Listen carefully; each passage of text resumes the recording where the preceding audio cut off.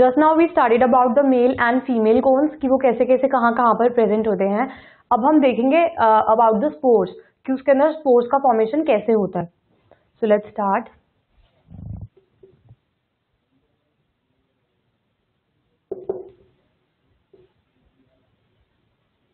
Respective sporangia consists of spore mother cell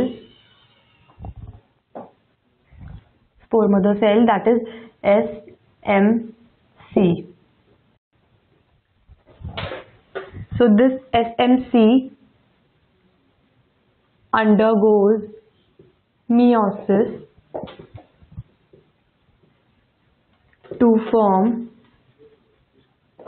respective spores which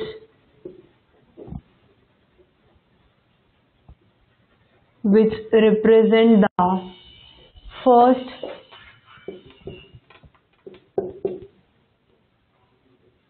gametophytic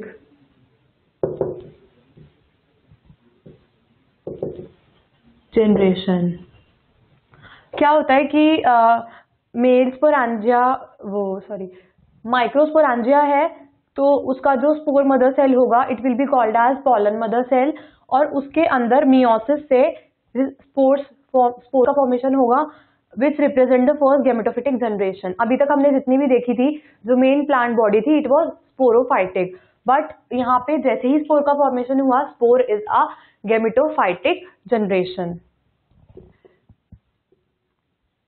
Now, microsporangium has many microspores, but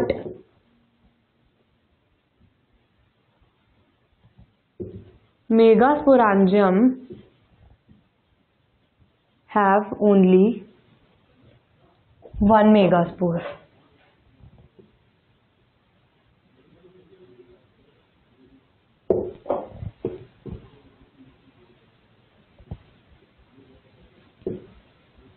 Gametophytes are endosporic. Endosporic means they develop within spore walls. So microsporangia forms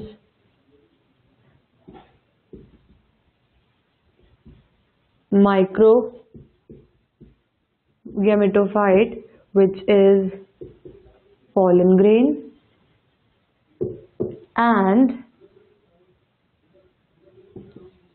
megasporangia pollen grain which produces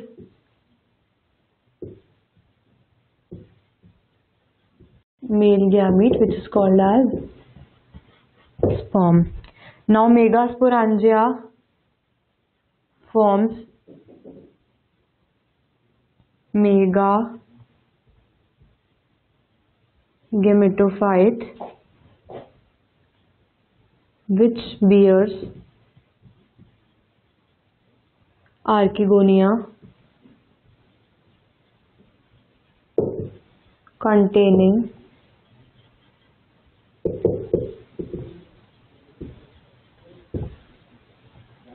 female egg.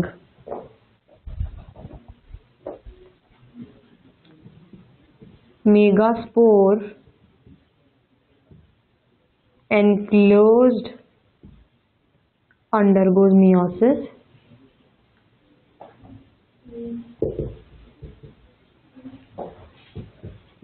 to form 4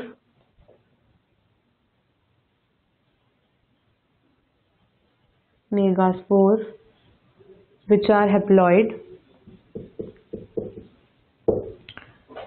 Now, out of 4, 3 degenerates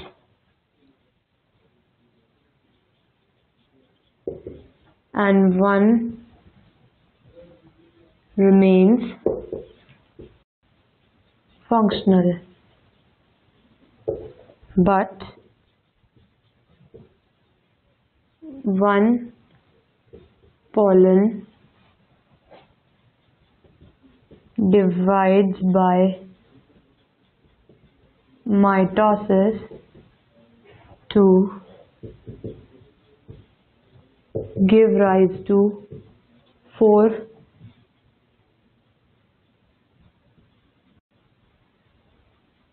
haploid gametes. अब देखिए यहाँ पे क्या होता है कि माइक्रोस्पोरांजियम के अंदर बहुत सारे माइक्रोस्पोर्स प्रेजेंट होते हैं, लेकिन मेगास्पोरांजियम के अंदर सिर्फ एक ही फंक्शनल मेगास्पोर होता है। लाइक मान लीजिए माइक्रोस्पोरांजियम के अंदर बहुत सारे स्पोर मदर सेल्स प्रेजेंट है। Like initially let me explain you with the help of a diagram. This is spore mother cell. तो इसके अंदर ये एक है, तो मियोसिस के बाद ये 4 हो जाएंगे, बट और ये 4 के 4 टेट्राड की फॉर्म में होते हैं, तो ये अलग हो जाते हैं and these are called as male gametes. But जबकि फीमेल में क्या होता है कि यहाँ पे भी 4 बनते हैं, but 3 degenerate, only 1 is left. तो they both are haploid because ये मियोसिस से बने हैं। ओके, सो माइक्रोस्पोरांजियम के पास बहुत सारे माइक्रोस्पोर्स होते हैं। इसका रीजन ये है कि विंड के थ्रू पॉलिनेशन होता है, तो बहुत सारे मेल गैमीट्स वेस्ट चले जाते हैं, तो इसीलिए बहुत इनॉर्मस अमाउंट में मेल गैमीट्स प्रोड्यूस करे जाते हैं सो दैट कि फर्टिलाइजेशन आसानी से हो जाए। और मेगास्पोरांजियम एक ही रिक्वायर्ड होता है, एक से ज़्यादा की रिक्वायरमेंट होती नहीं है। कई बार कोई मिस हैपनिंग हो जाए तो उसके अंदर 2 मेगास्पोर रह जाते हैं, अदरवाइज उसके अंदर एक ही मेगास्पोर रहता है इनसाइड द मेगास्पोरांजियम, क्योंकि बाकी 3 तो डीजनरेट हो जाते हैं, तो ओनली 1 इज लेफ्ट एंड ये दोनों हैप्लॉइड हैं। तो these are the male and female gametes. Gametophytes are endosporic, that is they develop within spore walls. Like यहाँ पे हमने देखा था कि ये स्पोर की वॉल है, स्पोर मदर सेल की, और इसके अंदर ही डिविजन होता है और गैमीट्स का फॉर्मेशन हो जाता है। माइक्रोस्पोरांजिया फॉर्म्स माइक्रोगैमेटोफाइट यानी कि पॉलन ग्रेन।